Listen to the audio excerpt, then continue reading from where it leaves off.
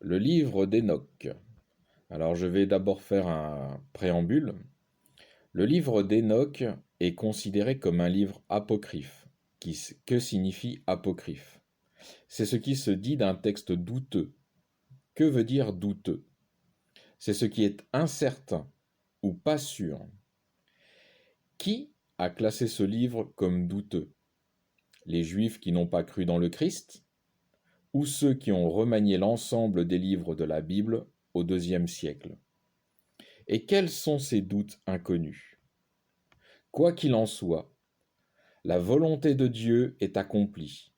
L'évangile de Christ est prêché sur la terre entière et Christ habite le cœur des saints.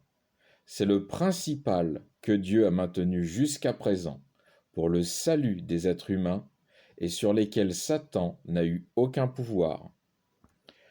Les apocryphes sont extrêmement enrichissants, c'est la raison pour laquelle je voudrais les partager, et je ferai des rapprochements avec nos Bibles.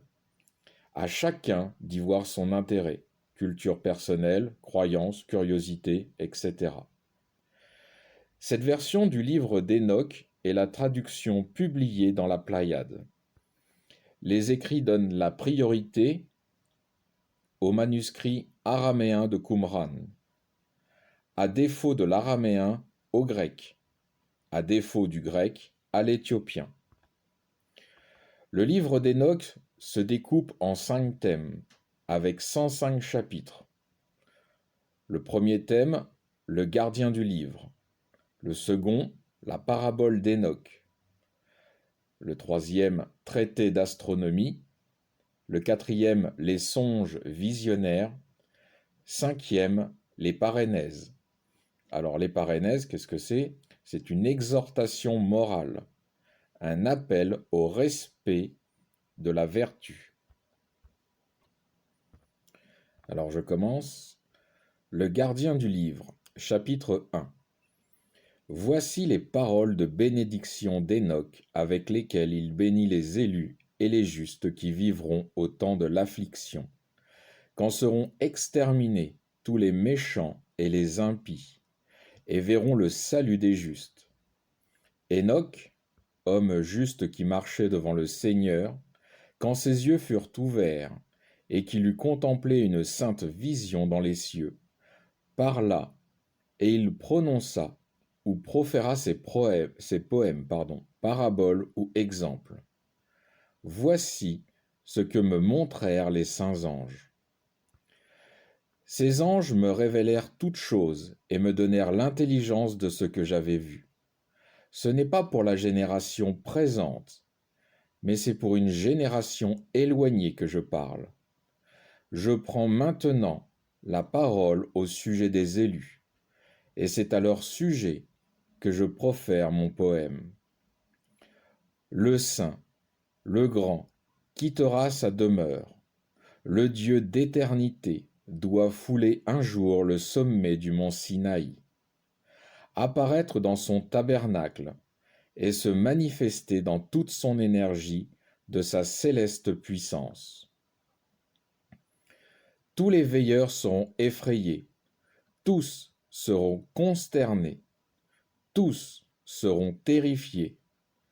Mais les veilleurs fidèles chanteront des mystères par toutes les extrémités de la terre. Toutes les extrémités de la terre vacilleront. Tous seront saisis de crainte et d'effroi, même aux extrémités de la terre. Les hautes montagnes seront ébranlées. Les collines élevées seront abaissées. Elles s'écouleront devant sa face comme la cire devant la flamme. La terre sera submergée, la terre s'ouvrira en un gouffre béant, et tout ce qui l'habite périra. Or, tous les êtres seront jugés, tous, même les justes. Mais les justes obtiendront la paix. Il conservera les élus et exercera sur eux sa clémence. Alors ils deviendront sa propriété, la propriété de Dieu.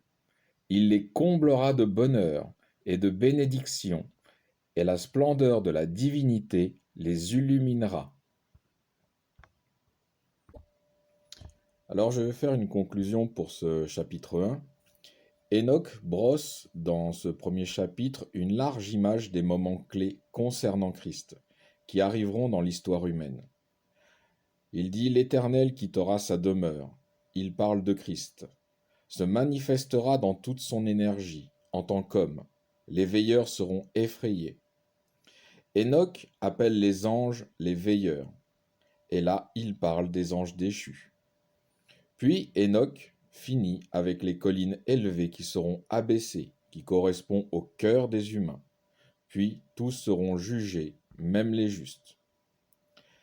Alors il y a quelques versets similaires que nous pouvons retrouver dans nos Bibles, comme par exemple dans le livre de Michée, chapitre 1, versets 3 et 4. Il est dit, « Car voici que Dieu va sortir de sa demeure, il descendra, il marchera sur les hauteurs de la terre. Les montagnes se fondront sous ses pas, les vallées se fendront, comme la cire devant le feu, comme l'eau versée sur une pente. » On a aussi le livre d'Ésaïe, chapitre 26, verset 21, qui dit « Car voici que Dieu sort de sa demeure pour visiter l'iniquité des habitants de la terre, et la terre découvrira le sang qu'elle a bu, et ne cachera plus ses tués. » On a également le livre d'Ésaïe, chapitre 40, versets 3 et 4. Il dit « Une voix crie, frayez dans le désert le chemin de Dieu.